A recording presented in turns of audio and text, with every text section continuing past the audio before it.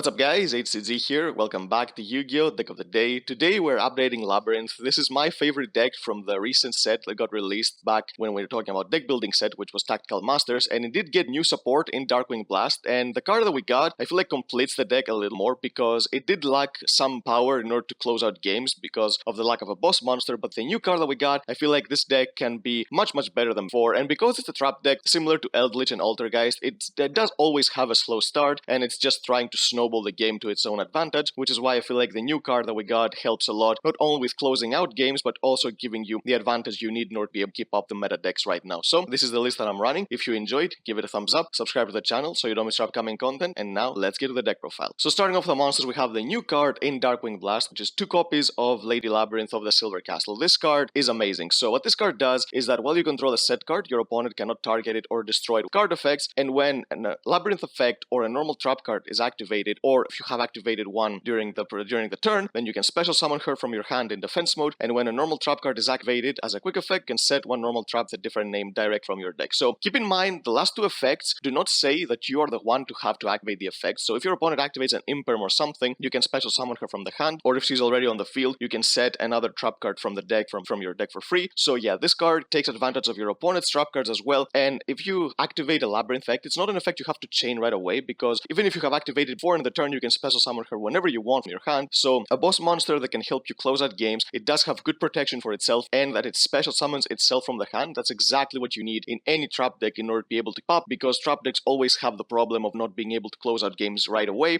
because of the lack of really powerful monsters, and that's when they start losing the advantage because they cannot keep up with resources. But this card covers every basis of that, so it can fix the problems of the deck in a really good way. So it's a really good card. It's searchable in a lot of ways, so you don't really need to max it out, because again, it's a trap deck. You need to see more traps than you see monsters, so this is why we play only 2. We play 1 copy of Lovely Labyrinth of the Silver Castle. This is the old boss monster of the deck that we got when the deck was released, and this is why I mentioned that the deck did have a boss monster, but it was really lackluster, and the reason being is because it does not special summon herself from the hand. Yes, there are ways to get her on the field from your hand, graveyard, or even the deck Welcome Labyrinth, but again, if you draw her, then it was not something that you really needed, because you need to have other cards in order to get access to her. So this is why this card, even though it's good, it's a card that you only need to play 1 copy of. So what this card does is that your opponent cannot activate monster effects in response to the activation of your normal trap cards, so your opponent cannot use Omni Negates to negate traps, which is really good. And once per turn, you can target a normal trap in your grave and set it on your field. It cannot be activated this turn unless you control a Fiend monster, but you're always going to control a Fiend monster. And if another monster leaves the field by your normal trap effect, you can destroy 1 card in your opponent's hand or the field. So this card, in combination with other cards, it's really powerful. You can get access to this card whenever you want. Even if you discard it, the field spell can bring it back from the graveyard really easily, and that's when you start taking advantage of your trap cards that destroy and remove monsters from the field, because that's when you're going to use the 3rd effect, which you're going to start destroying your opponent's hand, or if you want, can pop even more cards on the field, and that's how this deck gets advantage. The deck disrupts your opponent while also amplifying their effects even more by getting more disruption effects on top of the disruption effects, and by getting back your own resources when you use these disruption effects. That's basically how you play this deck, and this is why I feel like it's very similar to Eldritch, because they have resources that keep replenishing themselves, and you're trying to disrupt your opponent at the same time. We're playing 3 copies of Ariana the Labyrinth Servant. This is one of the 2 starters that we want to play as normal summon, so you can send normal trap from your hand or set field to the grave to special summon level 4 lower Fiend monster from your deck in fence mode. So usually you're going to be getting the other one we're going to show you right after, and if a monster leaves the field by your normal trap effect, you can draw 1 card, and then from your hand you can special summon a Fiend monster or set 1 spell and trap. So this is another way you can get a Lovely Labyrinth out of your hand if you have her in your hand field, and it's a card that you need to send multiple copies of traps that don't need, or you know that some trap cards are not going as good as others in certain matchups, then you can get rid of them to get more pluses. We're playing 3 copies of Ariana the Labyrinth Servant. This is the card that when it's summoned, you can add a Labyrinth card from deck to your hand. This can add you a trap card, can add you the field spell, can add you the boss monsters, it can add you pretty much anything. And again, if another monster leaves the field by your normal trap effect, you can draw 1 card, and then from your hand you special summon a Fiend or set 1 spell and trap. It's the same effect as Ariana. So yeah, these 2 cards, you max them out because they are the ones that want to be normal summoning to start getting your advantage, and again, you keep getting more cards the more you disrupt your opponent, which is the concept of the deck. We do play 2 copies of Labyrinth Chandelier. Now, this and the next card have the same first effect. That's as a quick effect, you can discard them with another card from hand to set a Labyrinth spell and trap card from your hand deck, and then if a monster leaves the field by your normal trap while this card is in your graveyard, you can add this back to your hand. It's again, I mentioned that you keep getting back your resources the more you disrupt your opponent, and do play a couple cards that help the deck a lot. They are not part of the archetype, but because of these effects for the free discards, you do have 1 card in particular that I'm going to show you later that is really good in helping replenishing the cards. You keep discarding these effects, you can get more disruption, and once you keep getting these cards back, then you don't really need to use them again for the late game. Sometimes you can even maybe normal summon them, go for a Dark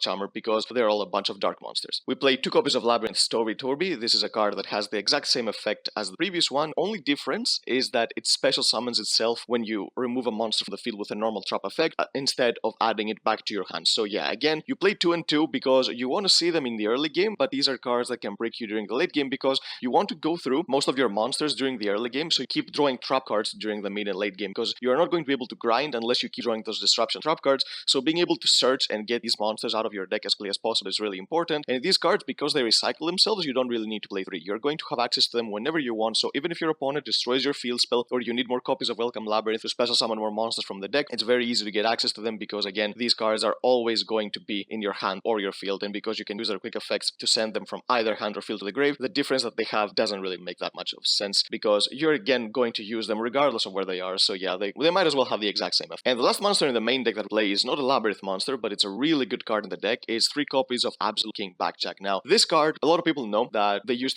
to play in decks like Trap Burning Abyss and stuff like that. There was a card that when it's sent to the grave, you can stack the top 3 cards of your deck, and during your opponent's turn, you can banish it to see the top card of your deck, and if it's a normal trap, you set it and you can activate it right away. So this card is a free discard for the other 2 monsters I mentioned previously because you're going to see your deck, you're going to get exactly what you need in order to be able to get more disruption on the board. And the thing is, it's a fiend monster and it's a dark monster, so even in a grinding game when you just normal summon it to go for a link summon for a dark, you're going to get the effect. So it's a card that regardless of when you have it in your hand, it's going to get a lot of value regardless of how it's sent to the graveyard. So this is why this card is really good in this particular. For the spell cards, we play 3 copies of Pot of Extravagance. You can replace this with Prosperity if you want, but in my opinion, in trap decks, getting the +1 is more important than getting the exact card 1 from an excavation of 6 cards because you need as many interruptions as possible in order to be able to keep up the meta deck. So this is why 1 extra trap card or 1 extra monster that is going to get you to a trap card means much more than getting exactly the card you need at the moment, because this 1 card might not be enough unless you see like a floodgate or something. But when you're playing a lot of normal traps, which the deck forces you to in order to get all those extra effects, you need the +1, which is why I feel like Extravagance is better than Prosperity in this deck. We're playing 2 copies of Labyrinth. This is the field spell of the deck that says that when you activate Welcome Labyrinth, you get an extra effect on it to destroy a card on the field. Also, if you activate a non-Labyrinth normal trap card, you can special summon a fiend monster from your hand graveyard. So this is how you get your lovely Labyrinth field very easily, even if she's in graveyard. But it can also summon back your Backjack, so you can then link it away for dark, keep getting its effect if you don't need it to activate its effect in the graveyard banished during your opponent's turn, which sometimes you want. If you have enough trap cards on the field already, you don't really need to use Backjack's effect, especially if you see that the excavation, you're going to get something that you already have and you cannot activate more than once. For example, maybe like a Dogmatik Punishment or a Nice Dragon's Prison. So being able to revive it and then shuffle your deck with some other effect and then stack again in order to see something you don't have can sometimes come up, but it's mainly here to bring back your boss monsters over and over again to overwhelm Europe. We play 1 copy of Called by the Grave, of course, because it's called by. You do have effects that summon from the deck, so for example, cards like Welcome Labyrinth need these cards to resolve, so you get boss monsters on the field. Of course, Extravagance, it's very sad when it gets asked, so having this to be able to resolve that is really good as well. And against Tier Laments, this card is insane altogether, even if you don't ever get Hunt Trap. Now, let's get to the juice of the deck. Play a lot of traps because it's a trap deck, and we'll start with 3 copies of Welcome Lab. This is the card that gets you access to your Labyrinth monsters from the deck. It locks you into Fiend's monsters from the extra deck, but you don't really care because the extra deck, aside from Dark, it's just fodder for Extravagance and Dogmatik Punishment. And Dark is not something that you're going to summon early in the games, so you can use it for a grind game when your opponent has really good monsters in the graveyard, especially against Tier Elements. And also, this card has an effect that if a monster leaves the field by your normal trap effect while this card is in the grave, except the turn it was sent to the graveyard, you can set it back. So it's a card that it keeps coming back, and the more you disrupt your opponent, again, the more resources you're going to get. And at some point, you're going to start creating like Chainlink 5 or 6 with this deck, all of those different effects that get extra bonuses once you remove one of your opponent's monsters from the field with a normal trap. So this is why you keep getting more resources back while disrupting your opponent, and that's how you close out games. Now, to play this deck properly, you do need to play a lot of normal traps that remove monsters from the field. So we are playing best that gets. So we have 3 copies of Dogmatik Punishment. We all know how insane this card is, giving you the +1 by being able to destroy 2 cards by sending ntss, being able to send cards like the Fossil cards, which are going to destroy more cards whenever you feel like, or sending Wind Pegasus, which is going to bounce some back into the deck when your opponent destroys one of your cards. It's an amazing card overall. We play 3 copies of Compulsory Evacuation Device. You can switch this card with a card like Torrential or Needle Sealing, but the thing is, I feel like you don't really need to destroy the board a lot of the times, even going second, because the deck does have beaters that deal with some monsters, and the thing is, you don't want to destroy your own field as well, because you do get a lot of monsters on the field very quick. This deck, sometimes, even by turn 2, you can have 4 monsters on the field, so I feel like Torrential, while it's better going second, it's much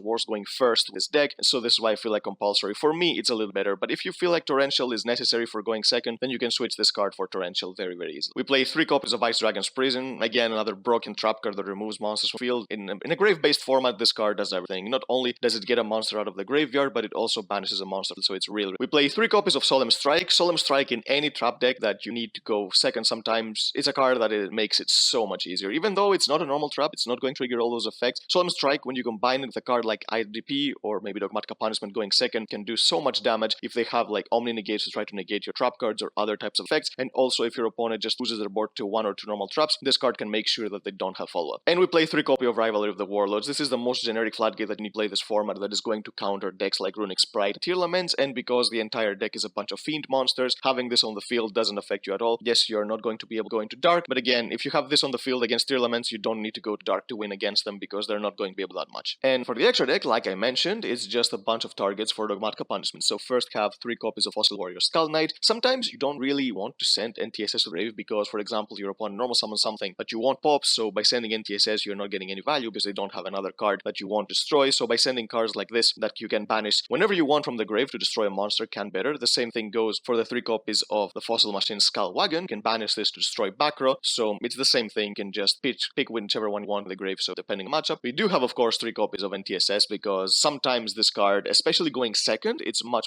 better to send with Dogmatik Punishment. It puts the pressure on your opponent when they're losing 2 cards for the price of 1, so yeah, of course, we're going to max that out as well. We play 3 copies of Wind Pegasus. This is a card that if your opponent respects, then sometimes they're going to be able to play a little bit weirdly in order to play around this card, which sometimes may mess with their plays, but if they forget this card is in your graveyard, then you can catch them off guard maybe in a battle phase, and because it doesn't destroy but it bounces, it's much better than the other cards. So yeah, you're going to catch people off guard, or they're either going to play in a weird manner in order to play around this card. And the only monster that you're going to be summoning from the extra deck is 3 copies of the Dark Charmer Umbral. So this card is a card that, as long as Tearlaments are a deck, which they're going to be for a very long time, considering we're getting these Shizu cards, which are going to make the deck more powerful, yeah, this card is going to be broken in any deck that can summon. And because the deck is a whole bunch of dark monsters, it's very easy to summon this during the grind game and get really good monsters from your opponent's graveyard. So yeah, it's a card that you need to play, and it's basically the only link monster that you ever want to summon in this particular deck. So yep, that's the deck, guys. Labyrinth is a really fun trap deck. I feel like it's more fun than Altergeist and Eldritch, so if you're a fan of this type of strategy, then pick this deck up. It's going to be really fun, and I feel like with the new support, it's actually going to be able to win a lot more games than before, so it's something that a lot of players can enjoy while having success at the same time, which I feel like is the best thing to do when you're playing Yu-Gi-Oh! So yep, that's the deck, guys. If you enjoyed it, give it a thumbs up, subscribe to the channel so you don't miss our upcoming content, and we'll see you next time.